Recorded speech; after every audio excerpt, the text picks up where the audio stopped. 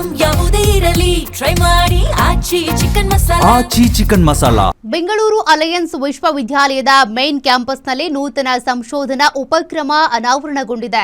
Electronics ಸಿಟಿಯಲ್ಲಿ ಸ್ಥಾಪಿತವಾಗಿರುವಂತಹ ಈ ಕೇಂದ್ರದಲ್ಲಿ ಕ್ವಾಂಟಮ್ ತಂತ್ರಜ್ಞಾನ, ಎಐ ಟೆಕ್ನಾಲಜಿ, ಡೀಪ್ ಟೆಕ್ ಕ್ಷೇತ್ರಗಳಲ್ಲಿ ಸಂಶೋಧನೆ, ನಾವೀನ್ಯತೆ, ಕೈಗಾರಿಕಾ ಸಹಭಾಗಿತ್ವ ಹಾಗೂ ಇಂಟರ್ನಲ್ ಅಧ್ಯಯನಕ್ಕೆ ಉತ್ತೇಜನ ನೀಡುವ ಉದ್ದೇಶ ಹೊಂದಿದ್ದಾರೆ. ಇನ್ನು ಈ ಉಪಕ್ರಮದ ಅನಾವರಣ ವೇಳೆ ವಿವಿಧ ಕ್ಷೇತ್ರಗಳ ಗಣ್ಯರನ್ನ ಒಂದೇ ವೇದಿಕೆಯಲ್ಲಿ ಕರೆತಂದಿದ್ದು ವಿಶೇಷವಾಗಿತ್ತು.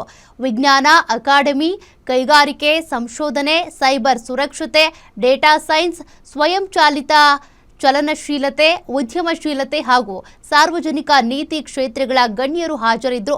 ಎಯು ಕ್ವಾಸಾರ್ ಅನ್ನೋ ಹೆಸರಿನ ಸಂಶೋಧನಾ ಉಪಕ್ರಮವನ್ನು ಶ್ಲಾಘಿಸಿ ಮಾತನಾಡಿದ ಅಲಯನ್ಸ್ ವಿವಿ ರಿಸರ್ಚ್ ಅಂಡ್ ಟೆಕ್ನಾಲಜಿ ಕೌನ್ಸಿಲ್ ಅಧ್ಯಕ್ಷ ಪದ್ಮವಿಭೂಷಣ ಡಾಕ್ಟರ್ ವಿಕೆ ಸಾರಸ್ವತ್ ಅವರು, ಭಾರತವು ತಂತ್ರಜ್ಞಾನದ ಬಳಕೆದಾರ ರಾಷ್ಟ್ರದಿಂದ ಸ್ವದೇಶಿ ತಂತ್ರಜ್ಞಾನ ಸೃಷ್ಟಿಕರ್ತ ರಾಷ್ಟ್ರವಾಗಿ ರೂಪುಗೊಳ್ಳಬೇಕು ಅಂತ ಹೇಳಿದರು.